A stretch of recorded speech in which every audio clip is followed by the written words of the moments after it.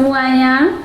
Seperti biasa, sebelum kita mulai pelajaran hari ini, perkenalkan terlebih dahulu, nama saya Kristiani dan kita akan belajar pembelajaran kelas 12 hari ini dari buku penerbit Kementerian Pendidikan dan Kebudayaan Republik Indonesia edisi revisi 2018 Pendidikan Agama Kristen yang akan kita pelajari pada hari ini dari materi kelas 12 bab 11 mengenai damai sejahtera menurut Alkitab. Sebelum kita memulai pelajaran hari ini, saya ajak kita semua tundukkan kepala, kita berdoa. Bapa di surga, kami bersyukur buat hari ini kami ada sebagaimana kami ada. Itu semua karena kemurahan Tuhan dalam kehidupan kami. Saat ini Tuhan, kami akan memulai dengan pembelajaran hari ini. Biarlah apa yang akan kami pelajari Tuhan singkapkan dan biarlah itu menjadi wejangan bagi kami supaya dalam menjalani kehidupan kami pada masa muda ini, Tuhan biarlah ini menjadi penuntun dalam kehidupan kami. Terima kasih Bapak, biarlah dari awal pertengahan hingga akhir Roh Kudus bekerja dalam hati kami semua. Dalam nama Tuhan Yesus kami berdoa. Amin. Sebelum kita masuk dalam pelajaran hari ini, kita akan mengetahui terlebih dahulu tujuan pembelajaran dari materi hari ini. Yang pertama adalah menjelaskan arti damai sejahtera menurut Alkitab. Yang kedua, menggambarkan ciri-ciri kehidupan masyarakat yang diliputi oleh damai sejahtera yang dikehendaki oleh Allah. Yang ketiga, menyebutkan contoh-contoh perilaku pembawa damai sejahtera Allah. Yang keempat, membuat laporan tentang tindakan yang dilakukannya untuk mewujudkan damai sejahtera Allah kepada sesama. Itulah tujuan pembelajaran yang akan kita pelajari pada pembahasan hari ini, dan kita akan masuk pada isi materi yang menjadi fokus kita pada hari ini. Adapun dasar Alkitab yang akan mendasari pembelajaran hari ini yaitu terambil dari Kitab Perjanjian Lama dari Imamat pasal 26 ayat 1 sampai 46. Kita tidak membacakan pada pembelajaran ini, namun kalian akan bacakan sendiri di rumah sebagai dasar untuk pembelajaran hari ini. Dan dari Kitab Perjanjian Baru yaitu Injil Yohanes pasal 14 ayat 23 sampai 21 juga kita tidak membacakannya, namun kalian bisa membacakan sendiri di rumah. Nah, kita akan masuk dalam bagian pengantar dalam pembelajaran hari ini. Sebuah pertanyaan muncul buat kita, bagaimana rasanya menjadi orang yang lapar? Bukan hanya satu kali, tapi terus-menerus merasa lapar. Mengapa kita tidak mengenal tradisi puasa seperti yang dijalankan oleh saudara-saudara kita Muslim? Walaupun di beberapa gereja ada juga tradisi menjalankan puasa sebelum merayakan Paskah. Statistik menunjukkan bahwa ada sepertiga penduduk dunia yang hidup dalam kemiskinan dan sangat sering merasakan lapar karena ketidakberdayaan yang mereka miliki. Umumnya orang menjadi miskin karena kemiskinan alami dan kemiskinan buatan. Kemiskinan alami terjadi akibat sumber daya alam atau SDA yang terbatas, penggunaan teknologi yang rendah, dan bencana alam. Kemiskinan buatan diakibatkan oleh imbas dari para birokrat yang kurang berkompeten dalam penguasaan ekonomi dan berbagai fasilitas yang tersedia, sehingga mengabaikan susahnya untuk keluar dari kemelut kemiskinan tersebut. Kita akan membahas tentang kemiskinan di Indonesia dalam pembelajaran mendatang. Untuk pelajaran ini, mungkin gurumu sudah memintamu menjalankan puasa untuk beberapa waktu lamanya agar kamu dapat merasakan lapar. Apa saja yang terpikir ketika orang merasa lapar? Apakah orang yang lapar itu dapat menghayati kehadiran Allah dalam kelaparannya? Di bawah ini ada puisi yang dituliskan oleh sastrawan terkenal W.S. Rendra puluhan tahun yang lalu. Isinya menggambarkan pergumulan dan perasaan yang dialami oleh orang yang lapar. Mari saya akan bacakan untuk kita semua dan kalian renungkanlah maknanya. Judulnya Doa Orang Lapar. Kelaparan adalah burung gagak yang licik dan hitam. Jutaan burung-burung gagak bagai awan yang hitam. Oh Allah, burung gagak menakutkan dan kelaparan adalah burung gagak selalu menakutkan. Kelaparan adalah pemberontakan, adalah penggerak gaib dari pisau-pisau pembunuhan yang diayunkan oleh tangan-tangan orang miskin. Kelaparan adalah batu-batu karang di bawah wajah laut yang tidur, adalah mata air penipuan, adalah pengkhianatan kehormatan. Seorang pemuda yang gagah akan menangis terseduh melihat bagaimana tangannya sendiri meletakkan kehormatannya di tanah karena kelaparan. Kelaparan adalah iblis. Kelaparan adalah iblis yang menawarkan kediktatoran.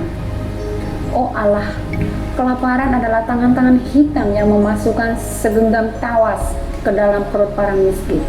Oh Allah, kami berlutut, mata kami adalah matamu, ini juga mulutmu, ini juga hatimu, dan ini juga perutmu. Perutmu lapar ya Allah, perutmu menggenggam tawas dan pecahan-pecahan gelas kaca.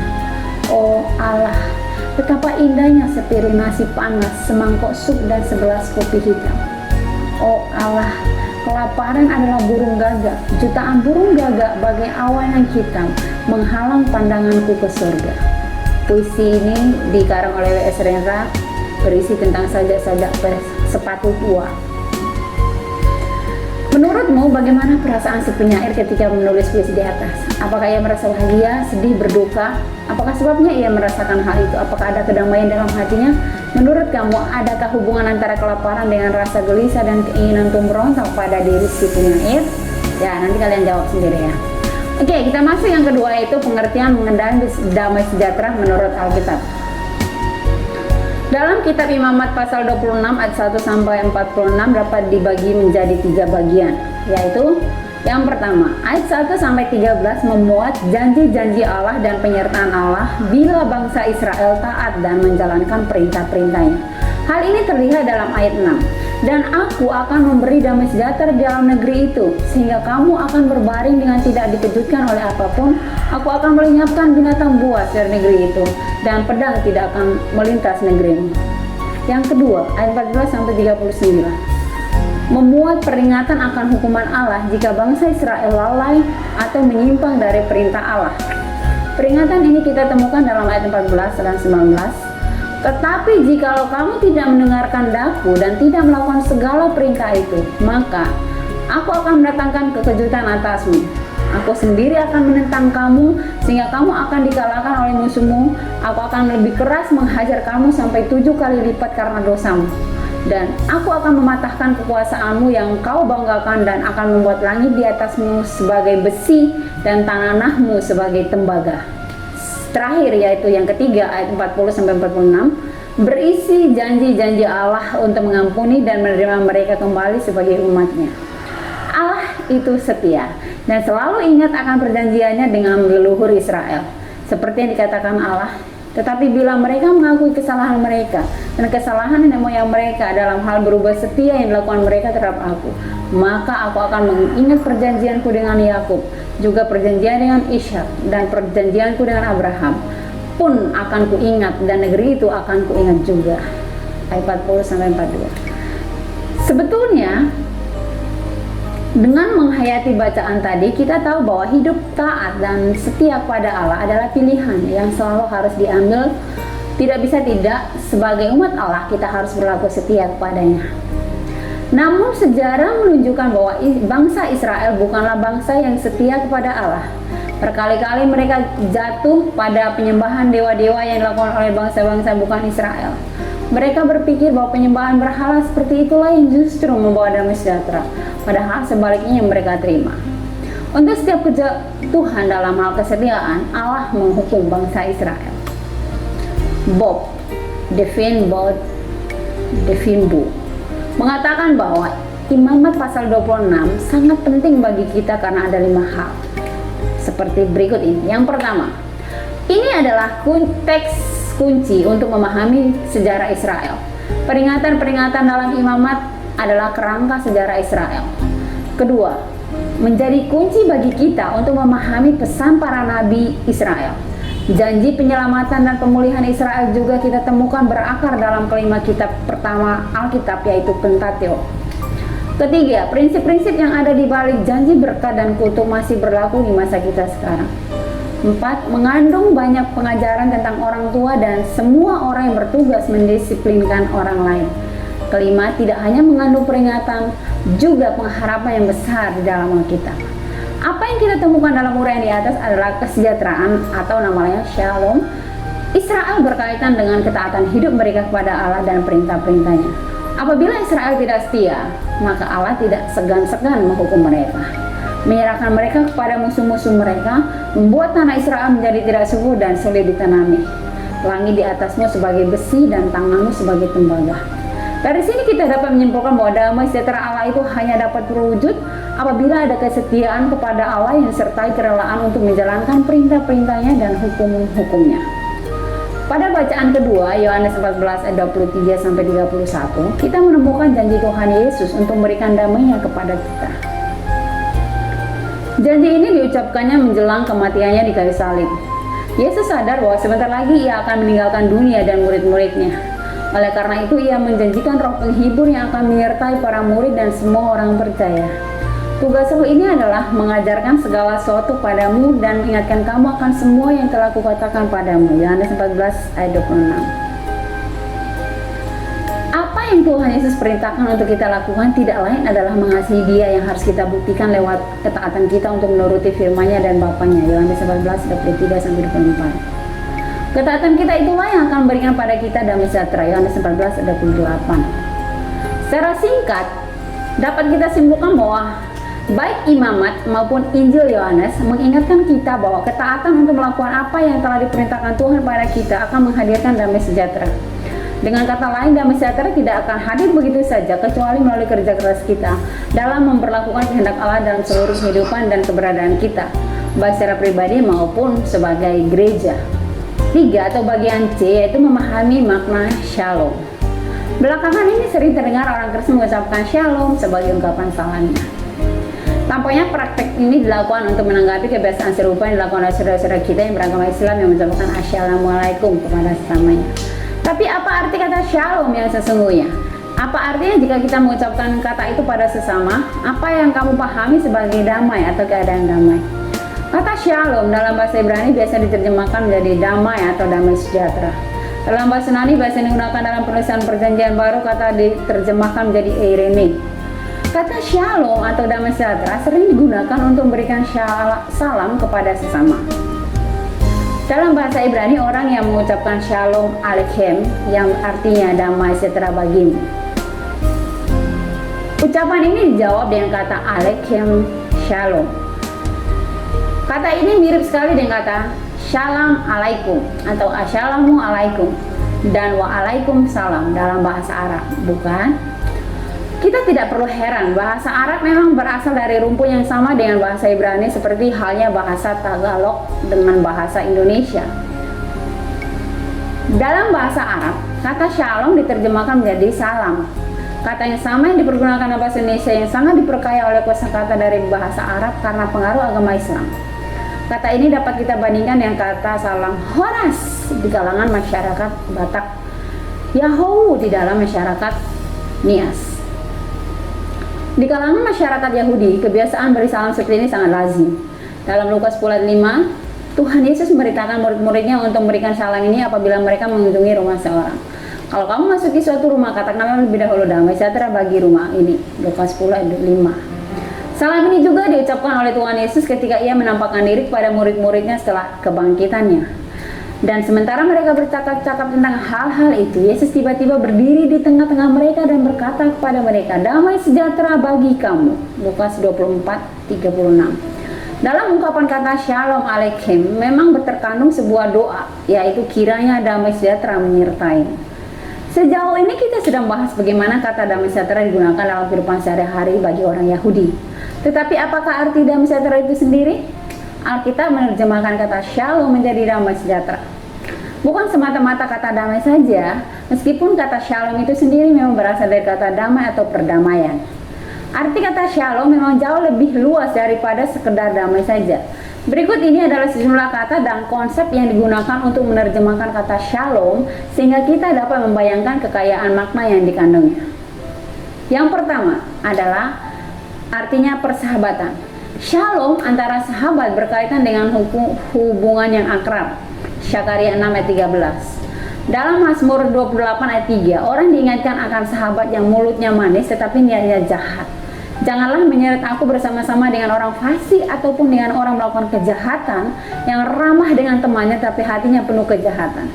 Kata ramah di sini merujuk pada ucapan yang penuh shalom. Dalam versi bahasa Inggris itu menggunakan Penggunaan kata ini menjadi lebih jelas. Do not drag me away with the wicked, with those who are works of evil, who speaks peace with their neighbors while mischief is in their hearts. Terjemahan New Revised Standard Version. Yang kedua, do not take me away with me wicked and with the workers of iniquity, who speak peace to their neighbors, but evil is in their hearts. New King James Version. Dalam 1 Raja-Raja 2 ayat 13 dikatakan pula tentang Adonia yang menghadap kepada Bathsheba, ibu Salomo, dan ditanyai, apakah engkau datang dengan maksud damai? Ia menjawab, ya, damai. Namun pada kenyataannya tidak demikian, ia datang dengan niat jahat. Arti yang kedua dari kata shalom adalah kesejahteraan. Kata shalom juga berarti kesejahteraan yang menyeluruh, termasuk kesehatan dan kemakmuran yang semuanya berasal dari Tuhan. Hal ini dapat kita temukan dalam 2 Raja-Raja pasal 4 ayat 26 ketika hamba Elisa bertanya kepada perempuan Sunem dalam cerita ini, selamatkah engkau? Selamatkah suamimu? Selamatkah anak itu? Dalam bahasa aslinya, bahasa Ibrani, pertanyaan ini berbunyi, apakah engkau memiliki damai sejahtera? Maksud pertanyaan ini mirip dengan menanyakan setan orang lain seperti dalam pertanyaan apa kabar. Maksudnya tentu bukan hanya sekedar menanyakan berita tentang orang yang dimaksud, melainkan menanyakan keberadaan menyeluruh orang tersebut.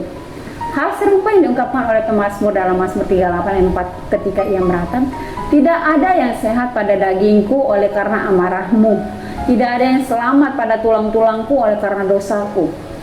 Maksud pemazmur, dosa-dosanya telah mengganggu dirinya sehingga ia tidak memiliki shalom, kedamaian di dalam dirinya. Oleh karena itulah ia mengatakan tidak ada yang sehat pada dagingku, karena shalom memang mempengaruhi kesejahteraan, bahkan juga kesehatan dan kedamaian dalam diri seseorang. Yang ketiga, arti kata shalom adalah keamanan. Dalam Hakim-Hakim 11 ayat 31, Yefta mengucapkan nazarnya bahwa bila ia kembali dari medan perang dengan selamat atau dengan aman dalam shalom, maka makhluk pertama yang keluar dari pintu rumahnya untuk menemuinya akan dipersembahkannya kepada Tuhan sebagai korban bakaran. Dalam Yesaya 41 ayat 3, Tuhan berbicara tentang utusannya yang akan mengalahkan lawan-lawannya. Ia akan mengejar mereka dan dengan selamat atau dengan shalom, ia melalui jalan yang belum pernah diinjak kakinya. Dalam kitab yang sama, Yesaya juga melukiskan hubungan antara hidup yang benar di hadapan Allah yang akan menghasilkan keamanan dan ketentraman. Yesaya melukiskan demikian. Di mana ada kebenaran, di situ ada tumbuh damai sejahtera. Dan akibat kebenaran ialah ketenangan dan ketenangan untuk selama-lamanya. Bangsaku akan diam di tempat yang damai, di tempat tinggal yang tentram, di tempat peristirahatan yang aman. Yesaya 32 ayat 17-18. Dalam perjanjian baru, Yesus mengatakan, apabila seorang yang kuat dan yang lengkap bersenjata menjaga rumahnya sendiri, maka amanlah. Eirene bahasa Ibrani, Yunaninya, segala miliknya. Lukas 11 ayat 21. Yang keempat, arti shalom adalah keselamatan. Akhirnya kata shalom juga digunakan dalam kaitan dengan keselamatan. Dalam Yesaya 57 ayat 19 dikatakan, aku akan menciptakan puji-pujian, damai sejahtera bagi mereka yang jauh dari mereka yang dekat. Firman Tuhan, aku akan menyembuhkan dia. Berita damai sejahtera yang diberitakan berkaitan dengan kesembuhan yang Tuhan janjikan. Keselamatan yang utuh dapat dilihat dari penggunaan kata damai sejahtera dalam hubungannya dengan keadilan. Yesaya 60 ayat 17 atau seperti dalam Mazmur 85 ayat 11 yang menyatakan kasih dan kesetiaan Allah akan bertemu, keadilan dan damai sejahtera akan bercium-ciuman. Hubungan antara keselamatan dan perdamaian menjadi lebih jelas lagi apabila kita melihat bagaimana perjanjian baru memaknai karya keselamatan yang dikerjakan oleh Tuhan Yesus. Tetapi sekarang di dalam Kristus Yesus, kamu yang dahulu jauh sudah menjadi dekat oleh darah Kristus. Karena dialah damai sejahtera kita yang telah mempersatukan kedua pihak, yang telah merobohkan tembok pemisah itu perseteruan. Sebab dengan kematiannya sebagai manusia, ia telah membatalkan hukum Taurat dengan segala perintah dan ketentuannya, untuk menciptakan keduanya menjadi manusia baru di dalam dirinya. Dan dengan itu mengadakan damai sejahtera, dan untuk memperdamaikan keduanya dalam satu tubuh dengan Allah oleh salib dengan menyiapkan perseteruan pada salib itu. Ia datang dan berikan damai sejahtera kepadamu yang jauh dan damai sejahtera pada mereka yang dekat, karena oleh dia kita kedua belah pihak dalam satu roh beroleh jalan masuk kepada Bapa. Efesus 2:13-14. Di sini jelas bahwa keselamatan yang diberikan oleh Tuhan Yesus bagi kita telah menciptakan juga pendamaian antara orang-orang yang dahulunya jauh dan saling terasing serta bermusuhan. Keselamatan dikerjakan oleh Tuhan Yesus adalah keselamatan yang utuh yang meliputi kehidupan jasmani dan rohani yang mencakup masa depan tetapi juga berlaku di masa kini dan sekarang. Uraian di atas telah menggambarkan secara lebih luas dan mendalam apa yang dimaksudkan dengan memperlakukan apa yang Allah kehendaki di dalam hidup kita seperti yang telah kita lihat dalam kitab Ulangan dan Injil Yohanes. Kita juga melihat bahwa damai sejahtera bukanlah sesuatu yang akan hadir secara otomatis dalam kehidupan kita, melainkan yang harus kita upayakan dengan kerja keras dan kesungguhan. Dalam liturgi sejumlah gereja ada kalanya kita menemukan salah satu bagian ketika jemaat saling mengucapkan salam damai atau damai Kristus besertamu. Mengapa mereka melakukan hal ini? Apa makna yang ada dalam balik tindakan ini? Pemberian shalom dan pengucapan salam damai atau damai Kristus besertamu adalah sebuah tindakan yang menggambarkan hasil pendamaian yang telah dikerjakan oleh Tuhan Yesus Kristus bagi kamu. Setelah kita menerima berita pengampunan dan pendamaian dari Tuhan, hubungan kita dengan sesama pun dipulihkan kembali. Karena itulah kita saling mengucapkan salam damai atau damai Kristus besertamu. Ucapan salam damai dan damai Kristus besertamu juga mengandung doa dan pengharapan bahwa kita adalah sesama orang percaya boleh ikut serta di dalam karya pendamaian yang telah dikerjakan oleh Tuhan Yesus. Oleh karena itulah dalam Kolose 3 ayat 15 dikatakan, hendaklah damai sejahtera Kristus memerintah dalam hatimu, karena untuk itulah kamu telah dipanggil menjadi satu tubuh. Apakah arti kata-kata ini? Pertama, Kristus telah memperdamaikan kita dengan sesama. Oleh karena dosa, kita hidup dalam permusuhan dengan sesama. Dosa telah membuat kita hidup egois, mementingkan diri sendiri dan tidak peduli akan orang lain. Berikutnya, dengan pendamaiannya, Kristus mengajarkan kita agar kita hidup dalam satu tubuh yang disebut gereja. Inilah panggilan kita sebagai gereja Tuhan. Gereja diharapkan oleh Tuhan untuk hidup dalam kesatuan. Sayangnya, justru gereja sering kali hidup dalam perpecahan. Oleh karena itulah Kolose 3 ayat 15 mengingatkan kita agar terus hidup dalam satu tubuh sehingga sebagai gereja dapat terus menjadi saksi bagi damai sejahtera Yesus Kristus. Penutup, kalian bisa menyanyikan lagu ini, Kidung Jemaat nomor 196 ayat 1 dengan judul Damai yang Ada Padaku. Akhir dari semua materi kita pada hari ini adalah tiba saatnya kita akan merangkum materi yang sudah pelajari dari awal sampai akhir, dan akhirnya adalah memahami arti damai sejahtera akan menolong kita untuk lebih mengerti bagaimana caranya mengukur apakah suatu komunitas atau jemaat memiliki damai sejahtera dan memperlakukannya di dalam hidupnya sehari-hari.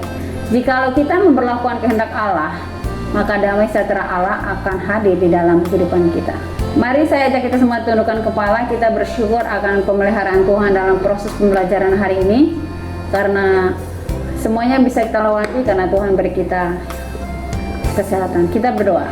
Bapa, kami bersyukur buat hari ini Tuhan telah mengajarkan kami agar kami memiliki shalom dari Tuhan, sehingga kami terus mengingat akan karya Kristus dalam kehidupan kami, karena Engkaulah yang terbaik di dalam kehidupan kami. Berkati semua yang hadir hari ini, siswa-siswi, orang tua mereka, dan dimanapun mereka berada, Tuhan jagai, lindungi, pelihara, dan biarlah mereka tetap mengandalkan Tuhan. Terima kasih Bapa di surga, di dalam nama Tuhan Yesus kami berdoa, amin. Demikian pelajaran hari ini, sampai jumpa, Tuhan Yesus memberkati.